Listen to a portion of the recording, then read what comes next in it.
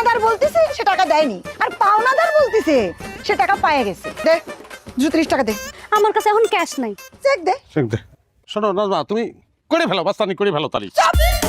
বাবু তুমি কিন্তু বেশি বাড়াবাড়ি করতেছো। কই দিস ফেরিওয়ালা, আপনি কি এই জায়গায় দাঁড়িয়ে থাকবেন? খাবার মতো আপনার বউরে বুঝাই নিয়ে যান তো। শোনো নাজমা, হয় স্বীকার করতেছি যে আমি ও টাকা দেয়নি, কিন্তু তুই এতক্ষণ স্বীকার করলি না, তাহলে আর কি কি আছে সেটাও স্বীকার কর। তোর আজকে আমি এই বাড়িতে রেখে যাবো, বাড়ি ঢুকতে দিব না আমি।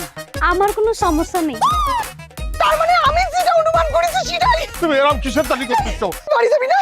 তোকে আমি যাচ্ছি, তোর হিসাবের খাতা। ভিতরে বসেন, একটু ঠান্ডা পানি খান, শরবত খান। বিষ খাওয়ায় আর শরবত খাওয়াতে যাচ্ছিস, আর কোনো সমস্যা নাই, কথা কোথেকে লাগিয়েছিস তুমি?